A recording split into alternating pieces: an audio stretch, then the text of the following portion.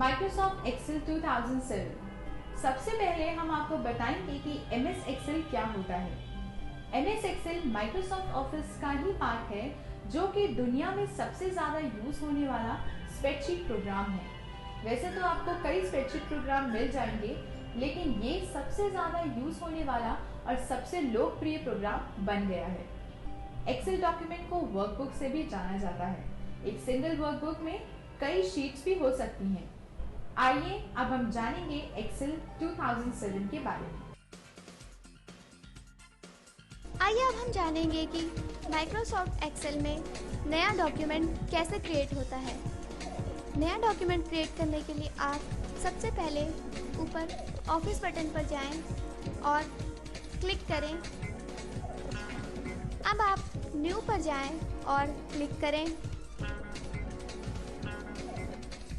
अब आप blank workbook select करें और क्रिएट पर जाकर क्लिक करें। आपके सामने एक नई स्प्रेडशीट या फिर आप कह सकते हैं वर्कबुक ओपन है।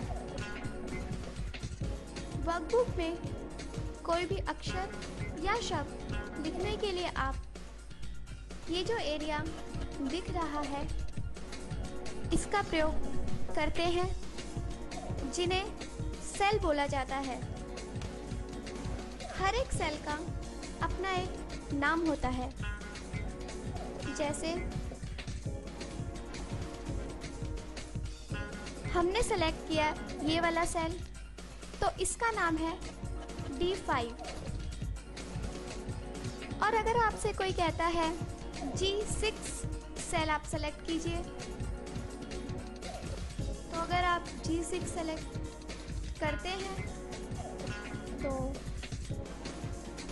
आपको यहाँ कॉलम्स में G और रोज में 6 हाईलाइट हो जाता है।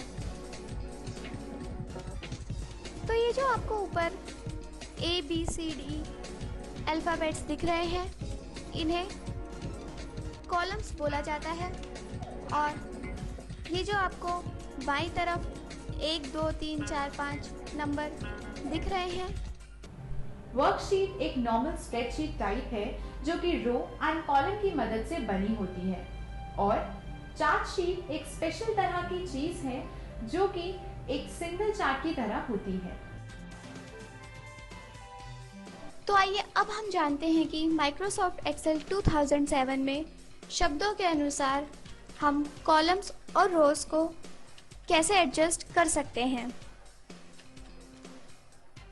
ये जो हम मंथली एक्सपेंसेस की शीट बना रहे हैं, इसमें आप देख सकते हैं कई शब्द ऐसे हैं जैसे मंथली एक्सपेंसेस और बाकी शब्द जो कि दूसरे कॉलम पर जा रहे हैं। तो उन्हें ठीक करने के लिए हम कई ऑप्शंस यूज़ कर सकते हैं। जैसे मंथली एक्सपेंसेस को ठीक करने के लिए A और B कॉलम के बीच में जाकर लेफ्ट क्लिक करें और इसे ड्रैग करते हुए दाईं तरफ लेकर जाएं। ऐसा करने से आपके शीट की कॉलम की विड्थ बढ़ जाएगी। जैसा कि आप देख सकते हैं कॉलम की विड्थ ज़रूरत से ज़्यादा बढ़ गई है, तो आप इसे कम भी कर सकते हैं। कम करने के लिए आप दोबारा इस पर क्लिक करें और बाईं तरफ लेकर जाएं और छोड़ें। ऐसा करने से शब्द कॉलम में फिट हो जाएगा। इसी प्रकार आप बाकी शब्दों को भी ठीक कर सकते हैं। शब्दों को ठीक करने के लिए आपको इसमें और भी ऑप्शंस दिए गए हैं। इन्हें फिट करने के लिए आप ऊपर दाईं तरफ रिबन में जाकर सेल्स ऑप्शन में जाकर फॉर्मेट पर क्लिक करें और फिर कॉलम विड्थ का चयन करें। यहाँ पर आप किसी भी कॉलम की विड्थ डाल सकते हैं। जैसे हमने विड्थ डाली 18 और ओके करें तो आप देख सकते हैं यहाँ पर मंथली एक्सपेंसेस कॉलम की विड्थ बढ़ गई है।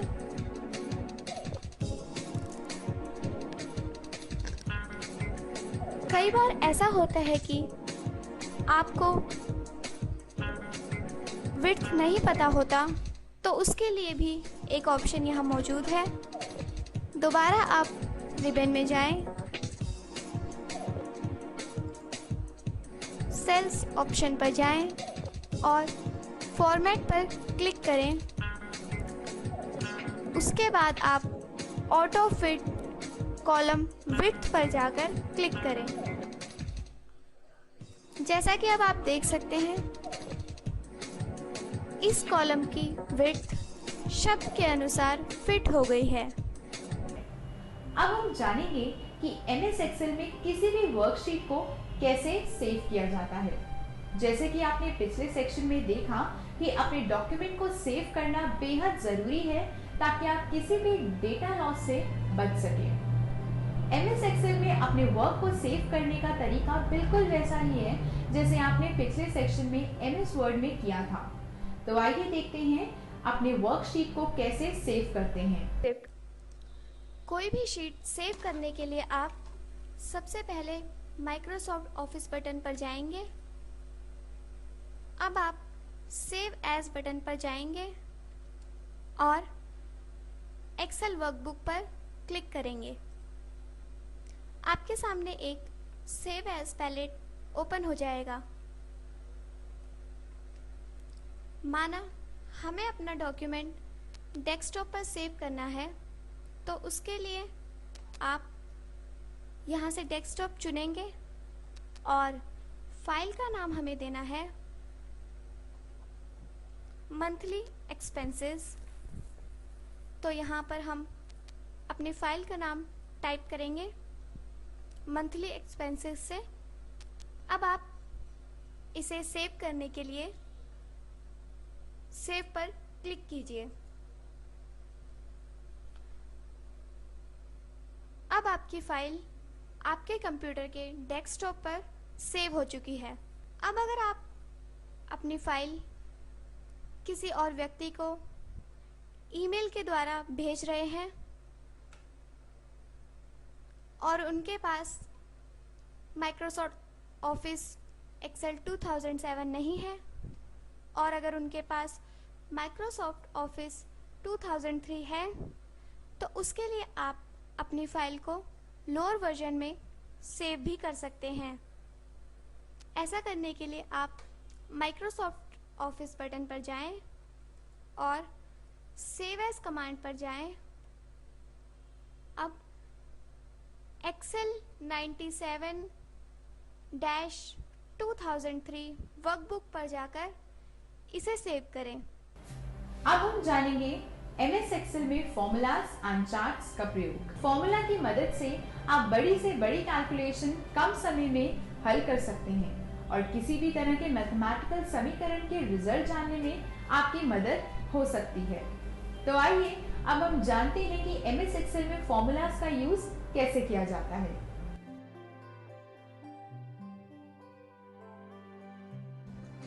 तो आइए अब हम जानते हैं कि MS एक्सेल में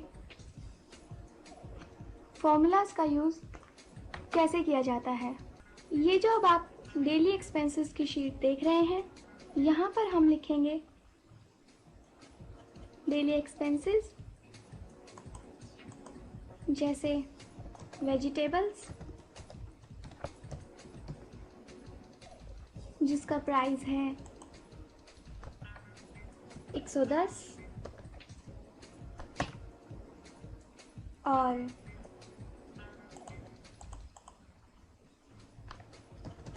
राइस जिसका प्राइस है 50 रुपीज़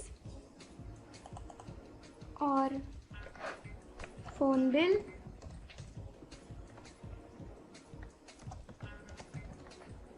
जो है 100 रुपीज़।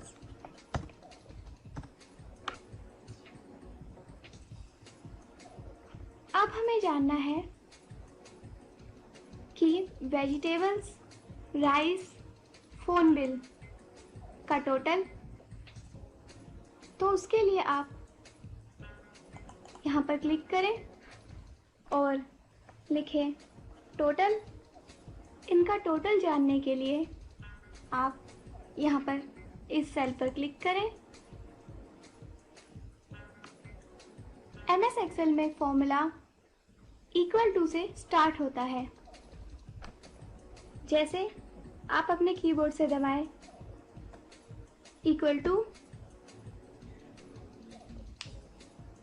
टू दबाते ही आप यहाँ ऊपर देखेंगे फॉर्मूला बार अपने आप एक्टिवेट हो जाता है। अब आप यहाँ पर लिखें वेजिटेबल्स का प्राइस प्लस, अपने कीबोर्ड से प्लस का साइन दबाएं और लिखें next price plus phone bill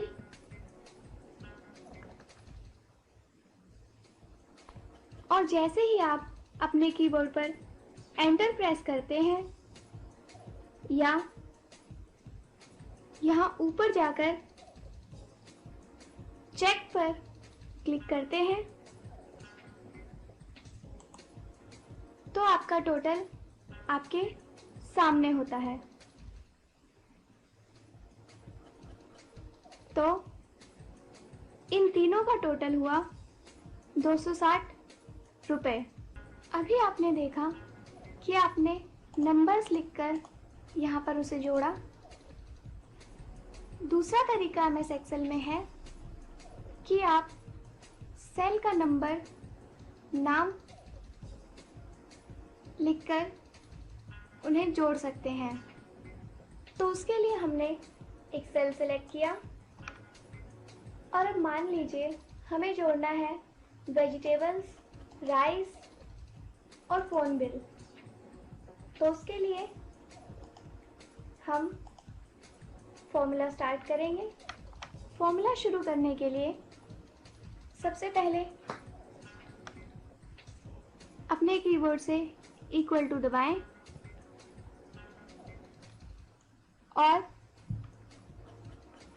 क्योंकि हम सेल नेम लेकर फॉर्मूला जोड़ रहे हैं तो हम देखेंगे सेल का नाम।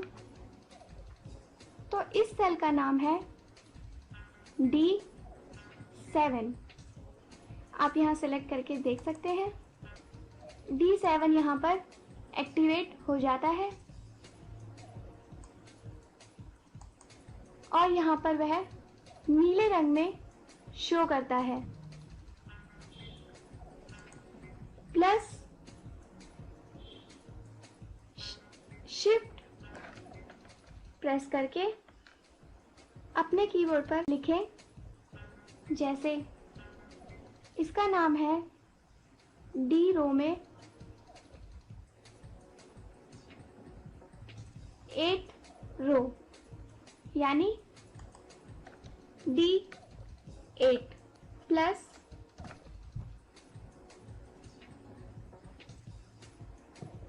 अगले सेल का नाम है 9th रो में D कॉलम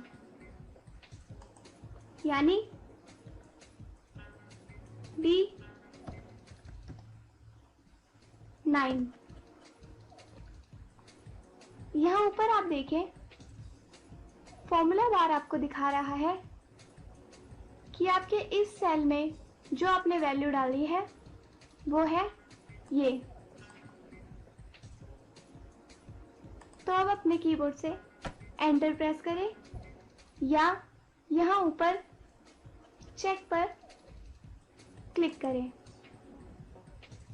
जैसा कि अब आपने देखा कि इनका टोटल यहाँ आपको शो कर रहा है। MS एक्सेल में आपके लिए ज़्यादा फायदेमंद सेल्स के नाम को जोड़ना होता है क्योंकि अगर आपको कोई सेल एडिट करना है या फिर किसी में कुछ बदलाव करना है, जैसे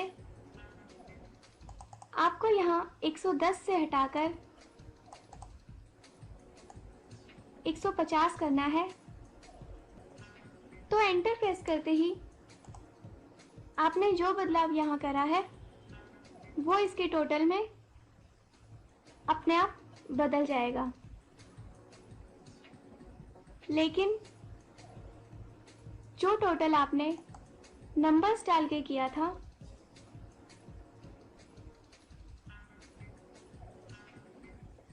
उसके लिए सेल में अगर हमने कोई बदलाव किया है, जैसे 50 को हमने किया 60 और एंटर प्रेस किया, तो इस टोटल में कोई बदलाव नहीं होगा। इसीलिए MS एक्सेल में बड़े से बड़े कैलकुलेशन सेल्स के रेफरेंस को लेकर किए जाते हैं, यानी सेल्स के नाम पर किए जाते हैं। अब अगर हमें जानना है कि वेजिटेबल्स को अगर हम एक हफ्ते में 7 बार खरीदते हैं तो इसका टोटल क्या होगा। तो आइए कोई एक सेल पर सिलेक्ट करते हैं और यहाँ पर वेजिटेबल्स का प्राइस डालते हैं 150 और इसे गुणा करते हैं। गुणा करने के लिए आप अपने कीबोर्ड पर शिफ्ट प्रेस करते हुए 8 का बटन दबाएं। इससे गुणा का साइन आ जाएगा। अब आप इसे क्योंकि 7 से गुणा कर रहे हैं तो अपने कीबोर्ड से 7 की प्रेस करें।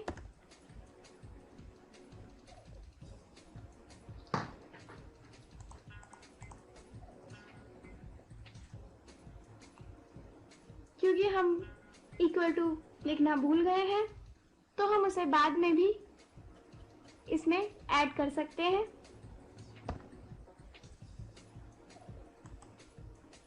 अब आप अपने कीबोर्ड से एंटर प्रेस करें या फिर ऊपर चेक करें।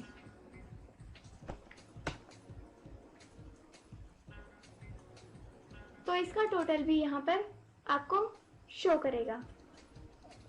तो वेजिटेबल्स को अगर हमने 7 बार गुणा किया तो उसका टोटल 1050 आपको नीचे दिखेगा।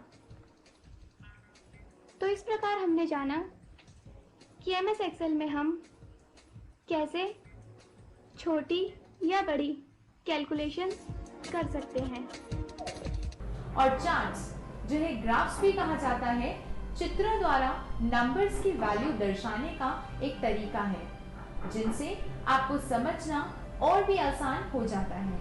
आपको सेल के अंदर अपनी इंफॉर्मेशन दिखाने का पूरा कंट्रोल होता है और आप अपने कंटेंट को किसी भी तरह चेंज कर सकते हैं, जिन्हें फॉर्मेटिंग कहते हैं। फॉर्मेटिंग के द्वारा आप अपने डॉक्यूमेंट को और भी समझने और पढ़ने लायक बना सकते हैं।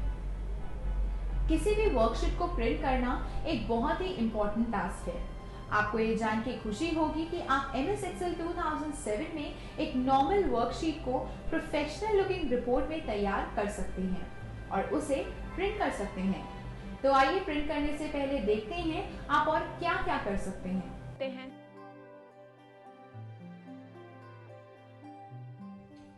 तो आइए अब जानते हैं कि MS एक्सेल में किसी भी वर्कशीट को किस तरह प्रिंट किया जा सकता है। किसी भी वर्कशीट को प्रिंट करना सबसे महत्वपूर्ण कार्य है।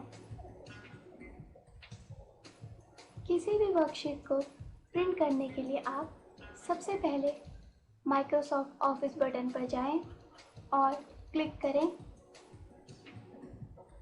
प्रिंट कमांड पर जाएं और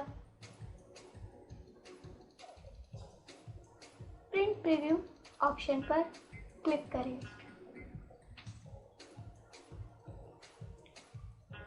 प्रिंट प्रीव्यू ऑप्शन आपको यह दिखाने में सहायता करता है कि आपका डॉक्यूमेंट या कोई वर्कशीट प्रिंट होने के बाद किस प्रकार की दिखेगी।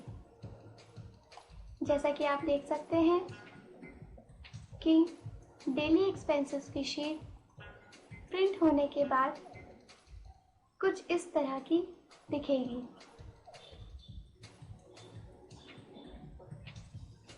जूम ऑप्शन पे जाकर आप इसे जूम आउट और जूम इन कर सकते हैं, और अगर आप साथ ही में पेज सेटअप ऑप्शन पर जाएंगे और क्लिक करेंगे तो आपके सामने page setup dialog box open होगा।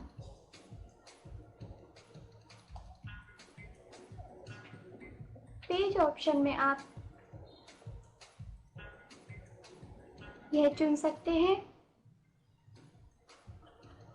कि आपका डॉक्यूमेंट पोर्ट्रेट हो या लैंडस्केप हो, यानी डॉक्यूमेंट वर्टिकल हो या फिर हॉरिजॉन्टल हो।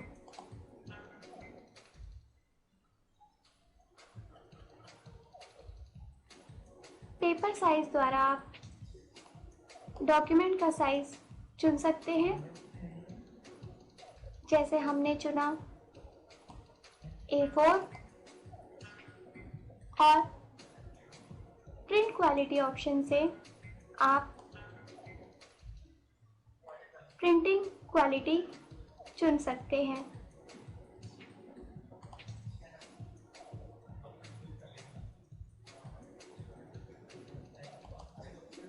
मार्जिन्स द्वारा आप डॉक्यूमेंट की मार्जिन्स सेट कर सकते हैं। हेडर फुटर ऑप्शन द्वारा आप यहाँ से हेडर बदल सकते हैं और यहाँ से आप फुटर चेंज कर सकते हैं। आप इसे इन दोनों ऑप्शंस में भी जाकर बदल सकते हैं।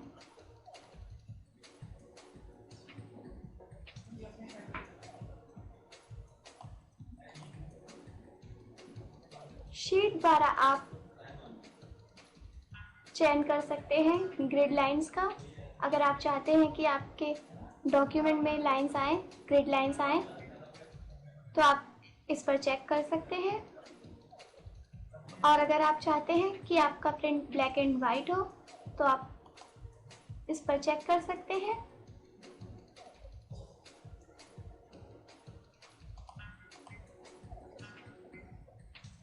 तो इस प्रकार आप पेज सेटअप के ऑप्शंस का प्रयोग कर सकते हैं।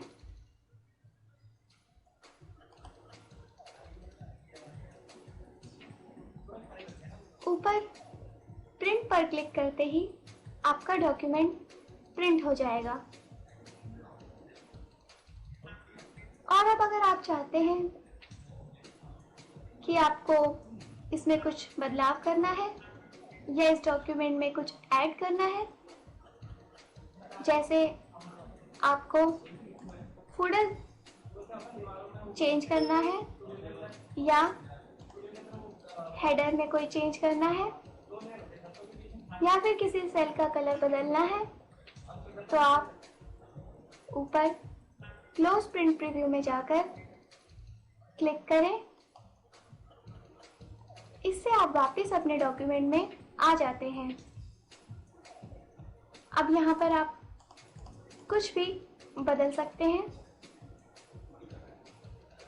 जैसे हेडर को बदलने के लिए आप नीचे व्यू बार में जाकर पेज लेआउट पर क्लिक करें। यह आपको वर्कशीट में हेडर और फुटर डालने की सहायता देता है। वापस नॉर्मल प्रीव्यू में आने के लिए आप यहाँ से नॉर्मल व्यू का चयन करें। इससे आप वापस नॉर्मल व्यू में आ जाएंगे। अब अगर आपको लगता है कि आपका डॉक्यूमेंट ठीक है, आप इसका प्रीव्यू नहीं देखना चाहते, तो आप डायरेक्ट माइक्रोसॉफ्ट ऑफिस बटन में जाकर प्रिंट में जाकर प्रिंट ऑप्शन में जाकर इसे डायरेक्ट प्रिंट कर सकते हैं।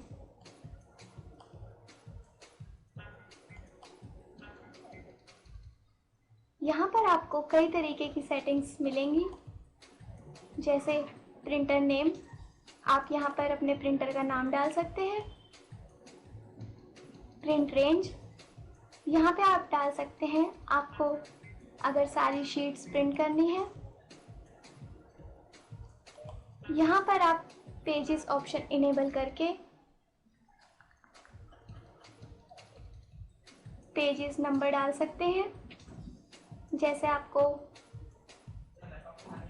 शीट नंबर 1 से लेकर शीट नंबर 10 तक प्रिंट करने हैं, तो फ्रॉम में आप डालेंगे 1, 2 में आप डालेंगे 10। इससे वर्कबुक की शुरू की 10 शीटें प्रिंट हो जाएंगी।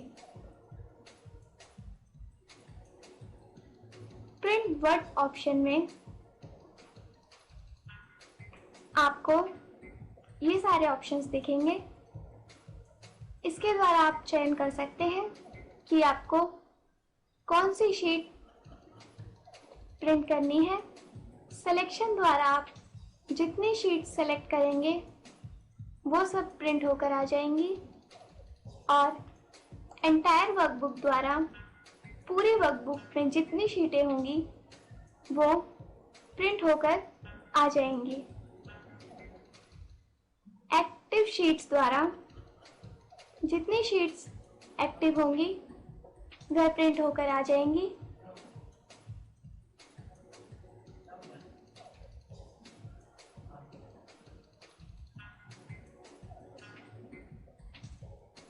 अब आप यहाँ पर प्रिंट की कितनी कॉपीज चाहते हैं वो यहाँ पर डालें।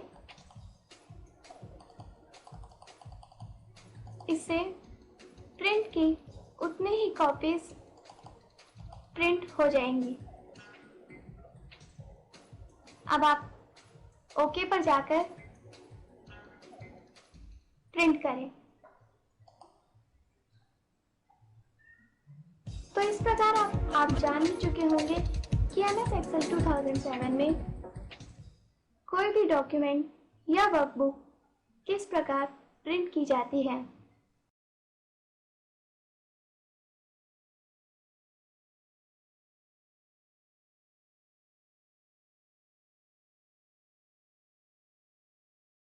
तो आइए इस सेशन में हम जानते हैं ऑटोफिल ऑप्शन के बारे में।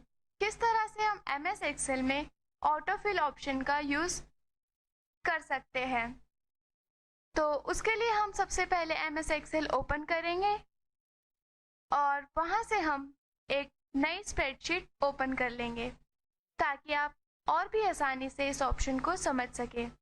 तो चलिए अब हम कोई वर्कशीट पहले से तैयार की गई ओपन कर लेते हैं। उसके लिए मैं ऑफिस बटन पर जाऊंगी और यहाँ से कोई भी पहले से तैयार की गई वर्कशीट ओपन कर लूंगी। तो मैंने यहाँ पर ओपन की है एनुअल रिपोर्ट 1। आप देख सकते हैं कि यहाँ पर वर्कशीट ओपन हो चुकी है। तो चलिए अब हम ऑटोफिल ऑप्शन को समझने की कोशिश करते हैं। आप देख सकते हैं यहाँ पर मैंने एंट्री की हुई है जो कि है अभी 3rd रो तक, जो कि अभी है 13 रो तक।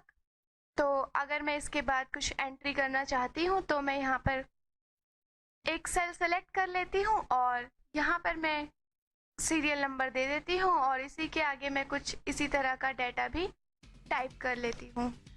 तो आप देख सकते हैं मैंने यहाँ पर मैन्युअली डाटा टाइप कर लिया है। लेकिन MS Excel 2007 में एक बहुत अच्छा तरीका है जिसके द्वारा आप किसी भी डाटा को मैन्युअली टाइप किए बिना ऑटोमेटिकली उसे टाइप कर सकते हैं और ऑटोमेटिकली उसमें फॉर्मेटिंग कर सकते हैं। तो उसके लिए मैं यहाँ पर सबसे पहले इस सेल को सिलेक्ट करूँगी। आप देखेंगे जैसे ही मैंने इस सेल को सिलेक्ट किया एक थिक बॉर्डर इसके आउटलाइन पर आ गया। इससे ये पता चलता है कि ये सेल सेलेक्टेड है।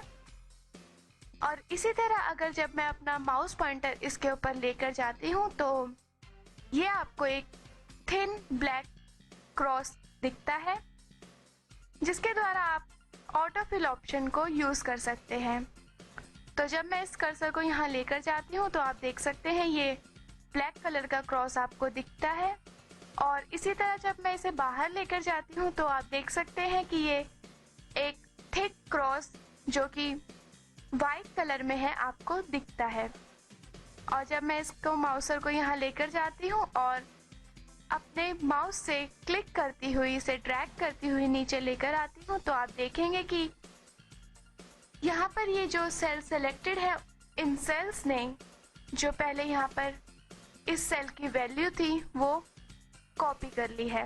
अगर इसे ड्रैग करते हुए अगर आपने नोटिस किया तो आप देखेंगे कि यहाँ पर एक पॉपअप मेन्यू आपको दिखाई देता है जिस पर अगर मैं माउस लेकर जाती हूँ तो ये मुझे दिखाता है ऑटोफिल ऑप्शंस।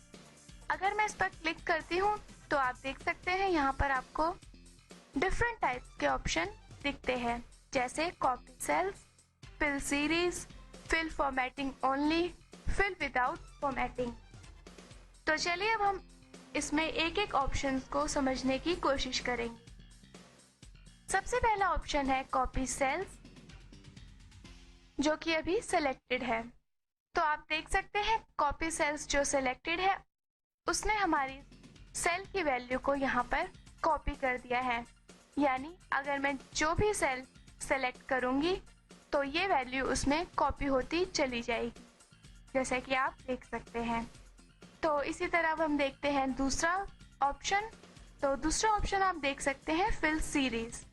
जैसे ही मैं फिल सीरीज पर क्लिक करती हूँ तो आप देखेंगे कि क्योंकि एक न्यूमेरिक वैल्यू है तो इसने यहाँ पर इस सीरीज ले ली है जैसे 10, 11, 12, 13।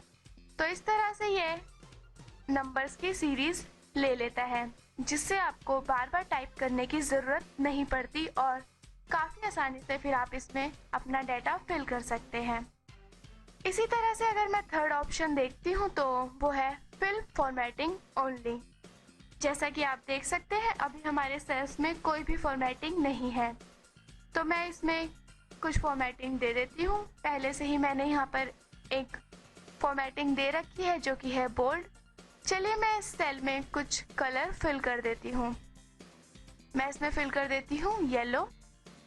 तो आप देखेंगे कि येलो कलर यहाँ पर फिल हो गया है। अब जब आप इसे ड्रैग करेंगे तो आप देखेंगे कि इसने येलो कलर सारे सेल्स में ले लिया है। और अगर मैं यहाँ पर क्लिक करती हूँ फिल फॉर्मेटिंग ओनली पर तो आप देखेंगे कि जो पहले से हमारी वैल्यू थी वो वापस आ गई है और इसने सिर्फ फॉर्मेटिंग को ही यहाँ फिल किया है। यानी फॉर्मेटिंग फिल ऑप्शन द्वारा आप सिर्फ फॉर्मेटिंग को ही नेक्स्ट सेल में फिल कर सकते हैं जो कि टेक्स्ट को नहीं लेता। और इसी तरह से हमारा फोर्थ ऑप्शन है फिल विदाउट फॉर्मेटिंग। जब मैं इस पर क्लिक करती हूँ तो आप देखेंगे कि ये विदाउट फॉर्मेटिंग फिल होता है यानी इसमें कोई भी फॉर्मेटिंग नहीं आती। तो इसी तरह से अगर मैं बाकी सेल्स में भी करती हूँ तो आप देख सकते हैं कि अगर मैंने इस सेल को सिलेक्ट किया और इसे मैं ड्रैग करती हुई आगे की तरफ लेकर गई तो आप देख सकते हैं कि इसने इस वैल्यू को यहाँ पर कॉपी कर लिया है। और आप देखेंगे कि इसमें भी आपको वही सारे ऑप्शंस दिखा रहा है, जैसे copy cells, fill series, fill without formatting और फिल फॉर्मेटिंग ओनली। तो इस तरह आपको न्यूमेरिक वैल्यूज़ को बार बार कॉपी करने की ज़रूरत नहीं पड़ती।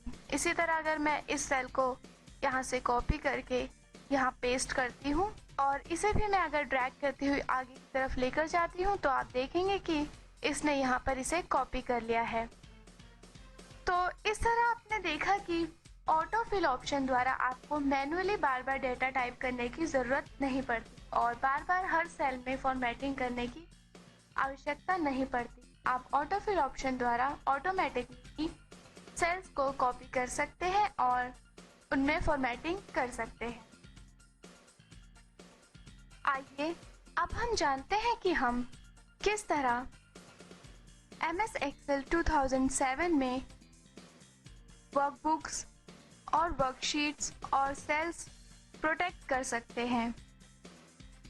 तो उसके लिए हम सबसे पहले MS Excel ओपन करेंगे और यहाँ से हम अपनी वर्कबुक्स, वर्कशीट्स और सेल्स को प्रोटेक्ट करना सीखेंगे। तो जैसा कि आप देख रहे हैं हमारे सामने एक वर्कबुक पहले से ही ओपन है जिसमें यहाँ पर कुछ डाटा भी मैंने फिल किया हुआ है और यहाँ से अब हम देखेंगे कि हम किस तरह से वर्कबुक को प्रोटेक्ट कर सकते हैं। तो उसके लिए हम सबसे पहले ऊपर रिव्यू मेन्यू में जाएंगे और यहाँ से हम रिबन्स ऑप्शन में जाकर रिबन में जाकर चेंजेस ग्रुप में जाएंगे। यहाँ पर आप 3 ऑप्शन देख सकते हैं, प्रोटेक्ट शीट, प्रोटेक्ट वर्कबुक और शेयर वर्कबुक। तो चलिए सबसे पहले हम ऑप्शन देखते हैं प्रोटेक्ट वर्कबुक। जैसे ही हम इस पर क्लिक करेंगे तो आप देखेंगे कि आपके सामने एक पैलेट ओपन हो जाएगा जिसमें आपको यहाँ पर 2 ऑप्शंस दिए गए हैं। पहला है स्ट्रक्चर और दूसरा है विंडोज। सबसे पहला ऑप्शन हम देखते हैं स्ट्रक्चर। अगर आप स्ट्रक्चर को चेक करते हैं तो इसके द्वारा आप अपने वर्कबुक के स्ट्रक्चर को लॉक कर देते हैं।